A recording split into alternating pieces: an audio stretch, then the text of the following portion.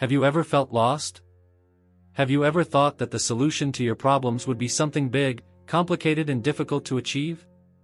Naaman, a great commander of the Syrian army, also thought that to get rid of his disease, the terrible leprosy, he would need something great. He was a powerful man, full of riches, but none of it could save his life. Imagine the despair of someone so important, seeing their health deteriorating, not knowing what to do, feeling helpless. He wanted something epic, something that was worthy of his position. But instead, the answer he received from God was something simple and humiliating. Now, imagine the shock and anger he felt. What do you mean, something so simple could change your life? Naaman was about to ignore the only chance of his life, and all because of his pride. But that's when the story begins to change, and the most powerful lesson of all begins to unfold. Did you know that sometimes God chooses the most unexpected ways to teach us something valuable? How could a simple instruction from a prophet be the key to Naaman's healing? What he did next not only saved his skin, but changed the course of his life forever. This story is about more than a physical healing. It talks about trust, faith, and the transformation of someone who thought he had it all, but actually needed something that money and power couldn't buy: humility. And in the middle of this journey, Naaman was challenged to overcome one of the greatest enemies we all have: pride. What would you do if you were in his shoes? Would you trust or let the chance pass? Who was Naaman? Naaman was a man of prominence, known for his courage and leadership. He was not just any commander, but the right-hand man of the king of Syria, a military leader who had won important victories for his country. His fame spread throughout the region, and he was admired both by his soldiers and by those who served in the royal palace. The king fully trusted Naaman, recognizing him as a skilled, strategic, and fearless warrior. For many, he was the image of success and strength. However, behind this imposing and admired figure, there was a painful secret: Naaman was a leper. Leprosy, in those times, was one of the most feared diseases. In addition to causing painful wounds on the body, leprosy carried a devastating social stigma. Those who were diagnosed with the disease were often isolated from their families and communities, living on the margins of society. For someone like Naaman, who held such a prestigious position, leprosy was even more cruel. He lived an internal battle, hiding his suffering as he led armies and fulfilled his obligations. Naaman probably tried everything to find a cure. As a powerful man, he had access to the best doctors and medicine money could buy, but nothing seemed to solve his problem. For all its glory and wealth, there was a wound that no earthly power could heal. This contrast between his elevated position and his debilitating condition made his story all the more intriguing. Still, Naaman kept going, determined not to let his illness define him. He continued to lead, fight, and present himself as the respected commander everyone knew. But deep down, he knew that, sooner or later, he would have to face this reality. It was as if the leprosy was a constant reminder that, as powerful as he was still human and vulnerable. Naaman's story begins to take an unexpected turn when he, who seemed to have it all, discovers that what he really needed was not something his position or resources could provide. His journey would be marked by the search for something greater, something he did not yet understand: divine intervention. The young Israelite servant girl. Among the many servants in Naaman's household was a young Israelite girl. She was just a girl, taken prisoner during one of Syria's military campaigns against Israel. Imagine the pain of this young woman as she is taken from her homeland, separated from her family, and forced to live in a strange place, serving Naaman's wife. Still, even in such difficult circumstances, this girl demonstrated remarkable inner strength. She could have held a grudge in her heart, resentful of Naaman, the man responsible for the campaigns that destroyed her land and brought her into slavery. However, this young woman showed something very different. Instead of resentment, she carried compassion. As she observed Naaman closely, she realized something that few could have imagined: behind the armor of the great commander, there was a man tormented by his illness. He, who seemed invincible in battle, faced impotence in the face of leprosy. The girl, even in her position as a servant, did not remain silent. She took courage and spoke to Naaman's wife, sharing something she carried in her heart. "Oh, if only my Lord were before the prophet in Samaria. He would cure him of his leprosy." These words were not just any comment. They came from a deep faith in the power of the God of Israel, who worked through the prophet Elisha. The young woman had no doubt that Elisha, being a man of God, could do what no Syrian doctor had ever achieved. Think of the boldness of this girl. She was a slave in a foreign land, with no influence or status, but she did not hesitate to offer the solution to the commander's suffering. It was an attitude of courage and generosity, for she could have remained silent, protecting herself from any consequences for getting involved in her master's troubles. Her gesture demonstrates a valuable lesson. She saw beyond the difficult circumstances she faced. Instead of allowing bitterness to dominate her heart, she chose to be a light in the midst of darkness. His faith not only pointed the way to Naaman's healing, but also started a chain of events that would transform that man's life forever. This young woman, whose name is not even mentioned, is proof that God can use anyone, in any situation, to accomplish something extraordinary. Not only did she offer hope to Naaman, but she also opened the door for God's power to be known even in a foreign land. The message of hope. The young Israelite servant girl did not keep her faith to herself. As he watched Naaman's suffering, his heart was filled with compassion. Even though she was just a slave, she didn't hesitate to share a message of hope. One day, while serving Naaman's wife, the girl approached and spoke with simplicity, but with a conviction that could not be ignored. "Oh, if only my Lord were before the prophet that is in Samaria. He would cure him of his leprosy." Those words, spoken with such certainty, carried something powerful. The girl not only believed in God, but she knew the stories of how he acted through the prophet Elisha in Israel. His faith was like a light in the midst of darkness. She knew that Elisha was no ordinary healer, but a man through whom the living God worked miracles. It is impressive to think of the boldness of that young woman. She could have stayed silent, fearing that no one would believe her or even that her suggestion would be seen as an insult. After all, Naaman was a prestigious commander in Syria, and she was nothing more than a foreign slave. Still, she decided to speak out, showing a faith that did not depend on her social standing. Naaman's wife listened attentively to those words. Perhaps, like anyone who loves her spouse deeply, she was already desperate for a solution to her husband's illness. Certainly, she noticed something special in the way the young woman spoke. It wasn't just casual advice, it was as if the girl was absolutely sure that this prophet could change Naaman's destiny. This message of hope began to spread rapidly in Naaman's home. The commander's wife, with her heart full of expectation, probably shared the idea with him. Naaman, a man accustomed to solving problems with force and strategy, may have been skeptical at first. After all, how could someone from Israel, a conquered people, have the solution that all their resources and contacts in Syria could not offer? But something in the young woman's message was so strong that he decided to listen.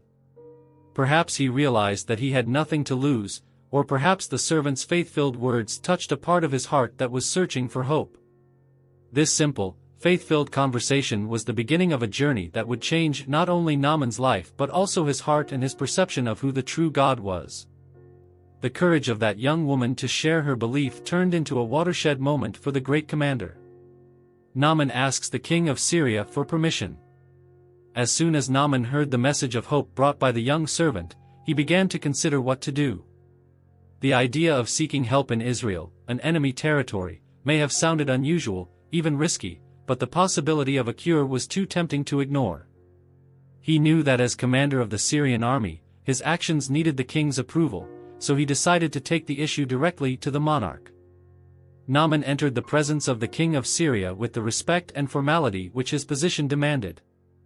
He explained the situation, describing the suggestion of the young Israelite and mentioning the prophet in Samaria, who she said had the power to heal him. It was a delicate conversation. After all, Syria's pride as a powerful nation was at stake, and now its most renowned commander was asking for help from Israel, a people they had conquered in battles. The king, upon hearing Naaman's request, realized the gravity of the situation.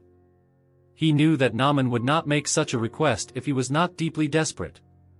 Moreover, losing such a valuable military leader would be a blow to Syria. Moved by this concern and his loyalty to Naaman, the king not only allowed the trip but took steps to ensure that he was received. The monarch wrote a letter addressed to the king of Israel, an official document that asked for help so that Naaman could be healed. The letter was straightforward, but it carried the weight of the authority of the king of Syria. It said, "As soon as this letter reaches you, you will know that I have sent my servant Naaman to cure him of his leprosy."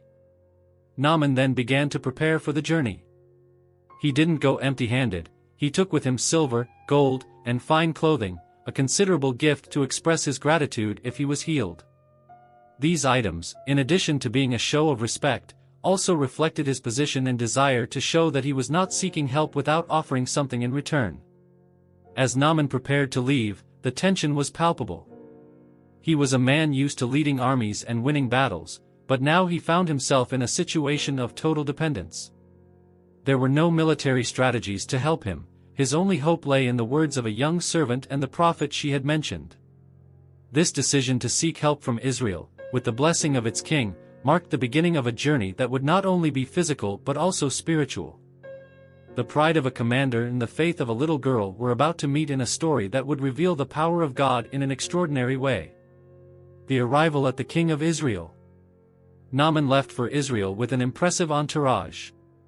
Horses and chariots carried not only the valuable gifts, silver, gold, and fine clothes, but also the official letter of the king of Syria. He traveled with the expectation that healing would be just a matter of formality, an act of diplomacy between kings. After all, the letter was clear, and he believed that, arriving at the destination, everything would be resolved quickly. When he finally reached Israelite territory, Naaman's arrival did not go unnoticed. Imagine the scene: a Syrian commander, with his military pomp, bringing wealth and soldiers, entering the country his nation had defeated in battles. This certainly caused an uproar. The people, seeing the entourage, must have wondered the reason for their visit. It was hard to believe that a man of his rank would cross borders just for personal reasons. Naaman arrived at the palace of the king of Israel and delivered the official letter. The letter, written with all the authority of the Syrian king, said, "As soon as this letter reaches you, you will know that I have sent my servant Naaman to cure him of his leprosy." The king of Israel, when he read these words, was deeply alarmed. He knew that he had no power to cure diseases, much less one as serious as leprosy. His hands trembled as he read the message, and his mind was filled with dark thoughts. He did not see the letter as a simple request for help, but as a provocation. To him, it seemed like a diplomatic trap. What if he couldn't heal Naaman? Would Syria use this as a pretext to start a war? In despair, the king tore his garments, a sign of great anguish and impotence. He cried out, "Am I God, to kill and to give life, that this man should send me someone to heal him of his leprosy? See how it seeks a pretext against me." His affliction revealed the frailty of his position and his utter dependence on divine power. While the king suffered in his unbelief, Naaman was likely confused and frustrated. He had made a long journey, taken riches, and complied with all the protocols. Now he found a king who seemed more concerned with a possible political conflict than with solving the problem. The tension in the palace was evident. This pivotal moment demonstrated something important: God's power is not in the hands of kings, nor does it depend on wealth or status. Naaman's healing would not be achieved by human means, but by divine power, which was about to be revealed through the prophet Elisha. Elisha enters the story. While the palace of the king of Israel was filled with distress, the news of Naaman's arrival and the king's despair quickly spread through the city. It was not long before this situation reached the ears of Elisha, God's prophet, who lived in Samaria. Elisha was known for his direct connection with the Lord and for performing great works that testified to divine power. He was a serene, confident man, someone who knew that even in the most complicated situations, God had absolute control. Upon hearing about the king's desperation and Naaman's request for healing, Elisha immediately took action. He sent a direct message to the king, saying, "Why have you torn your garments? Let him come to me, and he will know that there is a prophet in Israel." With these words, Elisha not only brought relief to the king, but also reaffirmed that the solution would not come from human power, but from the God of Israel. Naaman was told to go to Elisha's house. Picture the scene: the powerful Syrian commander, with his horses, chariots, and servants, was now making his way to a modest residence in Samaria. He probably expected to find a prophet surrounded by pomp, perhaps a man who performed grand magical gestures or elaborate ceremonies to invoke healing. But what happened next completely defied their expectations. Elisha, showing a quiet confidence, did not go out to receive Naaman in person. Instead, he sent a messenger with clear instructions: "Go, wash 7 times in the Jordan River, and your flesh will be restored, and you will be clean." It was a simple message, without grandiose rituals or complicated words. Just the instruction to go to the Jordan River and bathe 7 times. That moment marked a turning point in history. Naaman was accustomed to leading, to being treated with honor and respect for his position. The fact that Elisha did not even leave the house to receive him was, for him, an affront. Moreover, the simplicity of the proposed method, washing in an ordinary river, seemed absurd to someone of his importance. However, it was precisely in this gesture of humility that God's power would be revealed. Elisha knew that Naaman's healing would depend not on human ceremonies but on obedience and faith in the true God. He did not have to leave his home because he fully trusted that God's power would speak for itself. Humility, both of Elisha and required of Naaman, was the heart of this story. And so, the prophet of God became the instrument that would lead the Syrian commander to discover a power far greater than he had ever imagined. The visit to Elisha. When Naaman finally arrived at Elisha's house, the contrast between the Syrian commander and the prophet's humble abode was evident. Naaman was accustomed to grand surroundings, surrounded by luxury and glory. Accompanied by his horses, chariots, and an entourage full of soldiers and servants, he stopped in front of a modest house in Samaria. Naaman's eyes scanned the place, perhaps hoping to see something that would demonstrate the greatness of Israel's prophet. But then something happened that he would never have imagined. Elisha, the man he had been looking for, did not come out to receive him. Instead of a personal meeting, the prophet sent a messenger to him. Elisha's servant approached Naaman and delivered the message clearly: "Go, wash 7 times in the Jordan River, and your flesh will be restored, and you will be clean." What Naaman felt at that moment was a mixture of surprise and indignation. He was a powerful man, respected by his king and feared by many. How could a prophet treat him in this way? It was unthinkable that after all he had been through, the long journey, the valuable gifts, the humiliation of asking for help from a kingdom he had defeated, he would receive an answer so simple and, in his eyes, insignificant. Moreover, the instruction seemed absurd. Diving in the Jordan River? Naaman knew many rivers in his native land, such as the Abana and the Pharpar, which were wider, cleaner, and, in his opinion, certainly more worthy of a man like him. Why didn't Elisha perform a great ritual, with powerful words and impressive gestures? Why did not the prophet himself go out to call upon the God of Israel in his presence? Naaman was likely expecting something dramatic.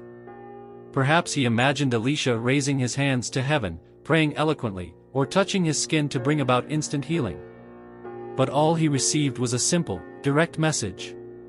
The humility of instruction was in complete contrast to the expectations of a man accustomed to grandeur. This visit was a test of faith and pride. Naaman was faced with a dilemma: obey the simple guidance of an unknown prophet or trust his own logic and abandon the opportunity. Little did he know that the true power was not in the grandeur of the rivers or the grandeur of the rituals, but in obedience to God. This was the lesson Elisha wanted to teach, and Naaman was about to experience it in a transformative way. Naaman's indignant reaction. When Naaman heard the message from Elisha's servant, his expression immediately changed. The commander, who had arrived with high expectations, felt indignation grow within him. He, a man of high position, accustomed to being treated with respect and deference, could not accept what had just happened. The prophet did not even have the decency to go out to receive him personally. Instead, he sent a simple messenger with instructions that, in Naaman's eyes, were absurdly insignificant. With his face red with anger, he gesticulated energetically, expressing his frustration to the entourage that accompanied him. "I came here expecting a ceremony worthy of my status," he exclaimed, his voice full of disdain. "I thought he would go out, call on the name of the Lord his God, and wave his hands over my leprosy. But no! Does he want me to go into that insignificant river, the Jordan, and wash me 7 times? That's an insult." Naaman, who had led great armies and won many victories, felt his pride deeply wounded. He compared the Jordan, a narrow and seemingly ordinary river, to the majestic rivers of his homeland, such as the Abana and the Farfar, which flowed with crystal-clear waters through the mountains of Syria. To him, the idea of undergoing this ritual seemed not only humiliating, but irrational. "Aren't the rivers of Damascus better than all the waters of Israel?" he shouted. "If it's to wash me, why not in the rivers of my own land? That would be much more dignified." His heart was closed to the simplicity of instruction and to the faith it required. In his fury, Naaman turned abruptly, ordering the entourage to prepare everything for the return. The dust raised by the horses marked the intensity of his disappointment. He was willing to abandon the chance of healing altogether because he did not understand that the miracle was not in the grandeur of the act, but in obedience and faith in the God of Israel. His eyes were still blinded by vanity and pride, and his leprosy, more than a physical infirmity, was a symbol of the need for humility in his heart. The intervention of Naaman's servants. As Naaman walked away in a rage, his heart was filled with frustration. He did not understand why he should be treated in such a simple and direct way, when he, a great commander, expected something grandiose, something worthy of his position. His entourage, made up of loyal servants, sensed the storm of anger and the internal conflict that was going on in his heart. They knew well the character of their leader and knew that this was a unique opportunity to save his life and restore his health. With courage and wisdom, some of Naaman's closest servants approached him. They saw the battle going on inside him, the struggle between pride and the possibility of healing. They knew that if he stayed on the path of wrath, he would lose the chance to be healed, but they also understood that they needed to speak to him carefully and respectfully, so that he would not feel even more dishonored. "My lord, if the prophet had asked for something difficult, something great, something worthy of his status, you would have done it, wouldn't you?" One of the servants spoke in a soft but firm tone.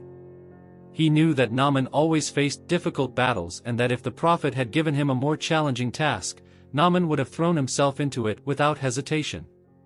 But now, faced with something simple and seemingly unimportant, he was resisting. Why not do the simple thing, since that may be what brings healing to you?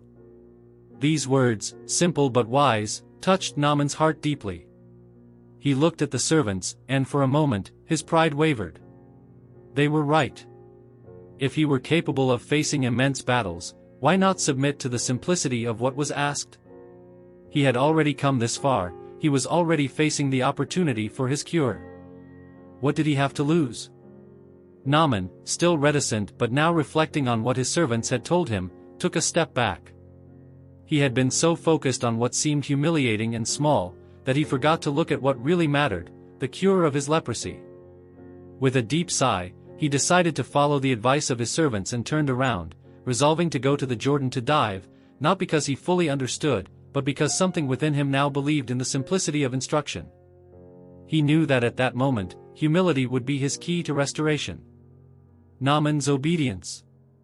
Naaman, now overwhelmed by the decision to follow what the prophet Elisha had instructed him, walked to the banks of the Jordan River.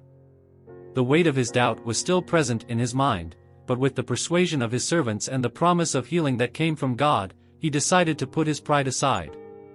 He looked at the murky waters of the Jordan, which were not as imposing as the rivers of Syria which he so respected, and felt the warmth of the sun upon his skin marked by leprosy. But with one last deep breath, he prepared to do what seemed like a simple thing but could change his life forever. With the first dive, Naaman sank into the cold, murky water of the Jordan, feeling the weight of the water around him. When he emerged, he still felt his rough, blotchy skin, covered in leprosy, but he didn't give up. The prophet's word was clear, he was to dip 7 times. The pride that had previously prevented him from acting now gave way to hope. Naaman, patiently, repeated the gesture once more, diving again into the waters of the river. His mind was distracted by doubt, but he kept going, determined to follow the instruction. With the third dive, he was already beginning to feel the discomfort of what seemed to be a meaningless task. Is it really worth it? He thought. But he didn't stop. The fourth, fifth, and sixth dives followed, and he began to wonder if it would really bring the miracle he so desired. But his faith, which was firming up as the dives went by, still kept him standing. He had already gone so far, the miracle was near. Finally, after the seventh dive, Naaman emerged from the water for the last time. And something extraordinary happened. The feeling of her rough, disease-scarred skin was gone. He looked down at his hands and arms, and to his surprise, the leprosy was completely gone. His skin was smooth, clean and healthy, like that of a child, as if he had been born again. Every mark, every sign of the disease, disappeared before his eyes. He was astonished, speechless, admiring the transformation. The miracle had not come with pomp or ceremony. It had not been a great spectacle, but a simple obedience to the word of God. Naaman, now healed, was faced with the greatest gift he could receive, his restored health and his renewed faith. Obedience to something simple, something that didn't make sense right away, had brought him a radical change in his life. He could no longer deny that this moment was a divine work. He knew that despite his initial doubt and resistance, God's power had worked in his life in a way that only he could do. Naaman was not only healed physically, but also spiritually, for he now understood that true greatness lay in trusting and obeying the God of Israel. He would return home not only with a new complexion, but with a transformed heart, ready to praise the God who had healed him. Naaman's gratitude. After the miraculous healing that transformed his life, Naaman could not contain his gratitude. He had experienced a direct miracle from God, and now more than ever, he understood the power and authority of that God who, with a simple act of obedience, had completely restored him. He felt a deep respect and reverence for all that had happened and for who he now knew to be the true God. Not only had his health been restored, but his worldview and understanding of life had changed forever. Filled with gratitude and a heart overflowing with emotion, Naaman decided to return to the home of the prophet Elisha. He didn't want to leave without showing his admiration and appreciation for everything that had happened. The Syrian commander, now fully healed, with his skin fresh and his heart renewed, made his way to Elisha's house. He knew he needed to express his thanks to God and to the man who had been the channel of this divine intervention. Upon arriving at the prophet's home, Naaman not only brought words but also gifts as a sign of his deep gratitude. He had brought with him a great deal of silver, gold, and fine clothing, something worthy of his position of honor and power. These gifts he offered as a gesture of thanks, but also as a way to honor the prophet and recognize what the God of Israel had done in his life. When Naaman came to Elisha, he was not shy about showing his gratitude and humility. He fell down before the prophet and, with a voice full of sincerity, said, "Now I know that there is no God in all the earth, but in Israel." These words were more than a simple statement, they were the confession of a man who had previously trusted only in the gods of Syria, but now acknowledged in his heart that the Lord God of Israel was the only true God. His soul was completely transformed. Naaman no longer wanted to be the same man. He wished to take this faith with him, and his first desire was to commit himself to this God whom he now saw as sovereign. He had experienced the power of God in his life in such a personal and so real way that he could no longer ignore the truth he now knew in his heart. He knew he had been healed, but now he longed for a relationship with the God who had healed him. Naaman was ready to give his life to the Lord. But Elisha wisely refused the gifts that Naaman was offering. He knew that, unlike the kings and cultures of the world, God's power could not be bought with wealth or material things. What God had done for Naaman was a gracious gift, something that could not be rewarded by gold or silver. What God gave was free, and Elisha refused the gifts so that Naaman would understand that God's healing and blessing do not depend on human bargaining. This was a testimony of humility in true service to God, which Elisha wanted to teach. Naaman, though initially surprised, understood the lesson. His gratitude would not be measured in material things, but in his sincere heart and dedication to the one true God. He now knew that the God of Israel was more than a God of miracles, he was the Lord of the universe, worthy to be worshipped and revered throughout the earth. The man who had once been proud and resistant to the simplicity of healing in the Jordan was now completely transformed. Not only was he healed physically, but his faith was restored, and he took with him the assurance that in Israel he had found the only God worthy of worship. Naaman, now healed and converted, returned to his land, but not before making a promise. He asked Elisha to forgive him for his former life and to accept him as a servant of the God of Israel.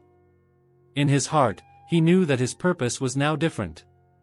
He had been touched by the hand of God, and with that, his life would never be the same.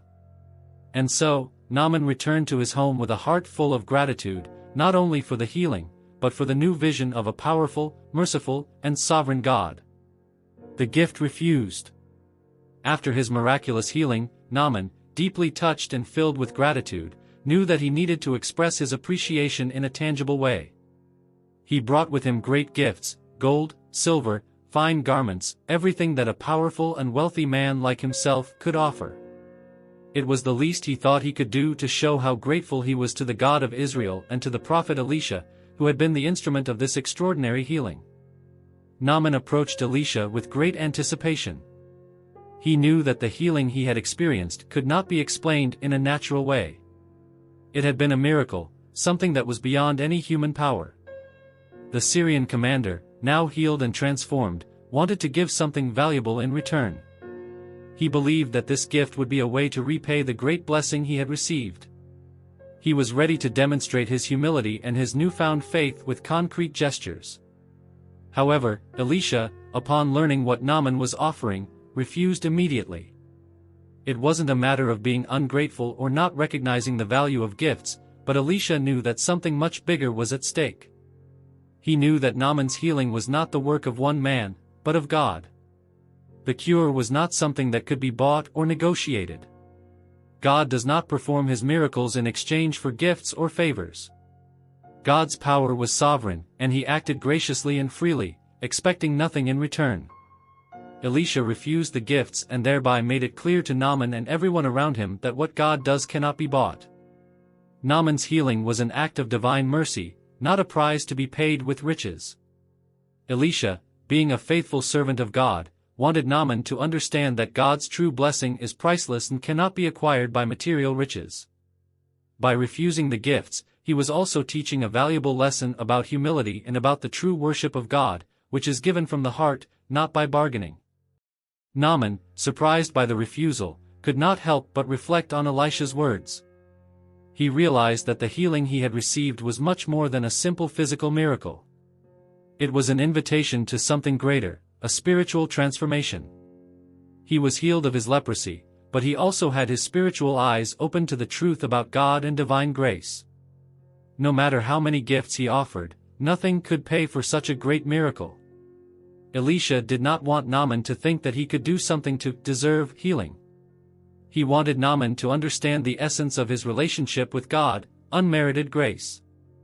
When Naaman approached to deliver his gifts, he expected not only retribution but also a response that reflected the power of the God of Israel. And that's exactly what Elisha gave him, a lesson in God's grace. This act of refusal is also a reminder to all of us that God's mercy is free and abundant, and that there is no way to pay for it or buy it. What God offers is not based on our merits or riches, but on his infinite goodness and love. When we understand this truth, our relationship with God changes to something deeper. The healing Naaman received was a gift, not a reward, and that gift was sufficient for him. Naaman then understood what Elisha was teaching. He knew that true worship of God is not done with gifts or riches, but with a grateful and sincere heart. What Elisha demonstrated by refusing the gifts was that true gratitude to God is expressed by a transformed heart, which recognizes that everything we receive from God is by his grace and mercy. Naaman's special request. After his miraculous healing, Naaman felt a profound transformation.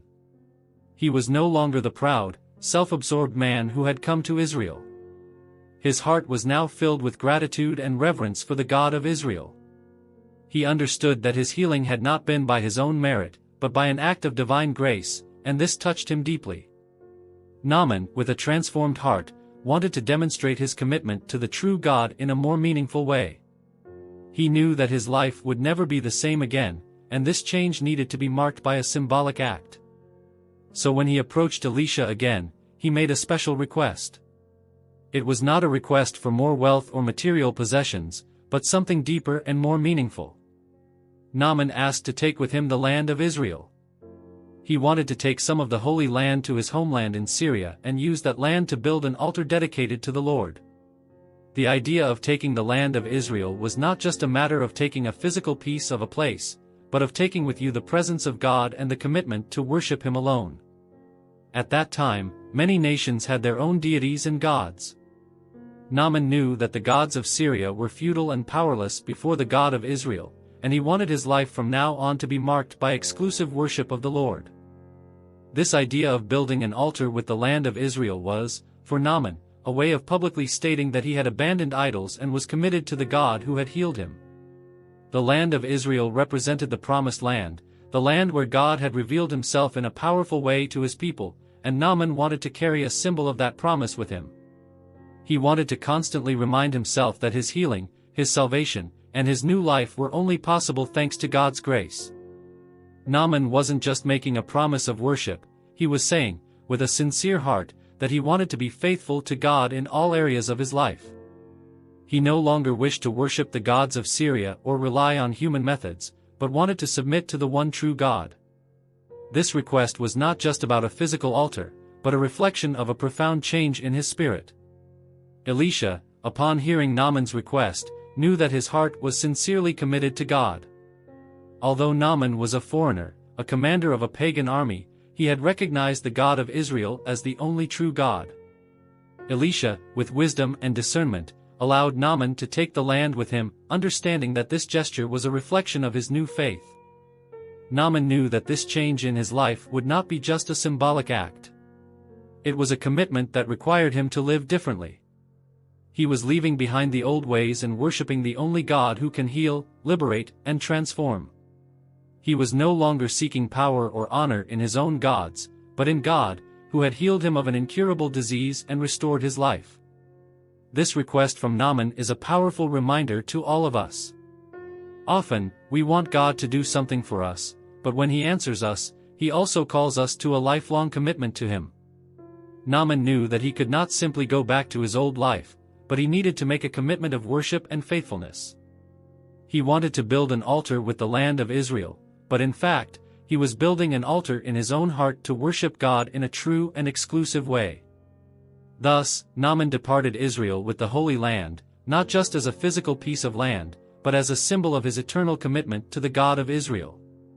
He knew that in doing so, he was making a life decision, a decision that would affect not only his worship but his entire faith journey. Not only did he heal Naaman's body, but he also transformed his heart and his spiritual outlook, and Naaman was now ready to live according to this new faith. Elisha blesses Naaman. After Naaman's entire journey of healing and transformation, he finally stood before Elisha, ready to move forward with a new heart and renewed faith. What seemed to be a simple meeting between a great commander of a Syrian army and a prophet of Israel became a milestone of profound change in Naaman's life. Elisha, who had been a channel of God's power for Naaman's healing, knew that God's work in the commander's heart was not only physical, but spiritual. The cure of his leprosy was only a part of what God wanted to accomplish. The greatest miracle, the most significant, was the inner transformation of Naaman, who now recognized the God of Israel as the one true God. Seeing Naaman before him, Elisha not only saw the healed man, but the changed man. The leper that had once marked him and driven him away from society was no more, and the arrogance and pride that had been evident in Naaman's journey had now given way to humility and gratitude. Naaman's heart was touched by God's goodness, and he wanted to do more than just follow an instruction, he wanted to follow God with all his heart. With a smile of understanding and compassion, Elisha looked at Naaman and, in a gesture of blessing him, spoke words that would echo in his heart throughout his life. "Go in peace," the prophet said, blessing the man not only on his journey back to Syria but also on his new life of faith. Elisha was saying, in other words, that Naaman was now at peace with God and that his way had been transformed. It wasn't just an ordinary farewell, it was a blessing that sealed the inner transformation that God had accomplished. Naaman, now fully restored, knew that the man he was before healing was no more. He was a new person, not only physically healed, but spiritually renewed. As he looked back, he knew that his journey was not just a matter of being healed of an illness, but a journey of redemption and faith. With Elisha's blessing, Naaman said goodbye to the prophet and, with a heart full of gratitude and hope, departed for home. But now he did not return to Syria like the proud man who had arrived. He came back as a man of faith, a man who now understood that there was a sovereign God who ruled over all things, a God who had shown his mercy by healing him and transforming his life. This final blessing of Elisha, "Go in peace," was not just an ordinary farewell. It represented the fact that Naaman was now in harmony with God and could move forward with confidence, without the weight of sickness or doubt.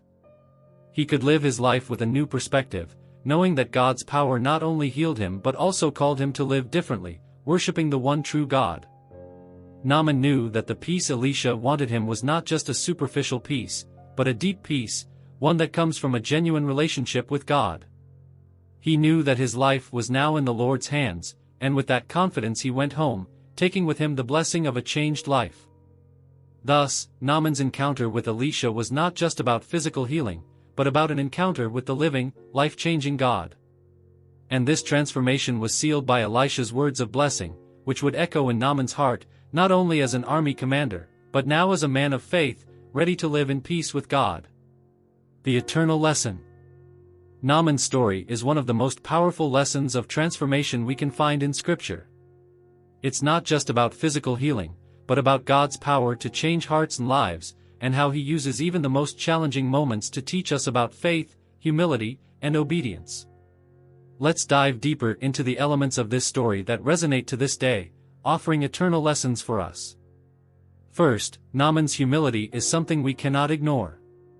When he arrived at Elisha's house, he was a commander of a great army, someone of prestige and power.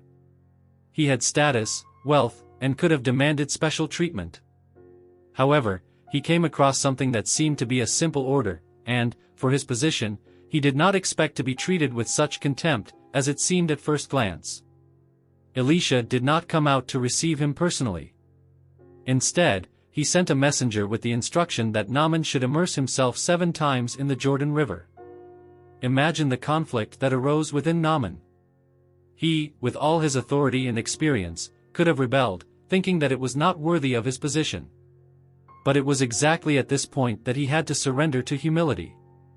He had to abandon his idea that something so great should be done to cure him. It was at the moment of recognizing that God's power did not depend on ceremonies or ostentation that he found true healing. Naaman had to learn to put aside his arrogance and pride, and trust in God's simple command. This lesson in humility is something we can all apply to our lives.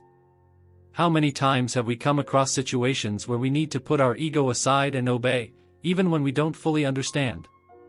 Pride can be a great barrier to transformation, but when we learn to humble ourselves before God, we open the way to true healing, not only physically, but also spiritually.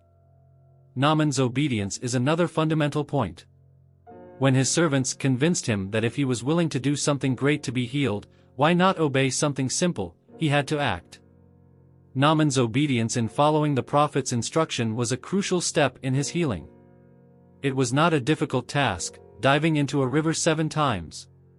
But he had to do it with an open heart, without question, trusting that what seemed simple was actually God's way of working a miracle. When he submits to God's will, his skin becomes completely new, restored like that of a child. This teaches us that obedience to God does not always require something complicated or impressive to human eyes. Sometimes He asks for just a simple step of faith. True obedience is trusting what God says, even when we don't understand the why or the how. It is the confidence that He knows what is best for us and that His will is always good. But in addition to Naaman's humility and obedience, this story also teaches us about God's transforming power. Naaman's healing was not just a physical miracle. Upon being healed of leprosy, he experienced a much greater transformation, a spiritual transformation. He recognized that the God of Israel was the only true God, and with that, his life was radically changed. He didn't just come home as a healed man, he came back as a renewed man, with a new faith. This is the power of God, He can transform lives. No matter how lost or broken we may be, He has the power to restore and renew. Naaman's story is a testimony of how God can take something simple, like water from a river, and use it to accomplish the extraordinary, changing not only a person's body but heart. And then we have the importance of the testimony of faith, represented by the young Israelite servant. She was the catalyst that started Naaman's entire journey. Without his simple but faith-filled testimony, Naaman would never have sought Elisha. She was not a person of position or power, but her simple and direct faith had a tremendous impact.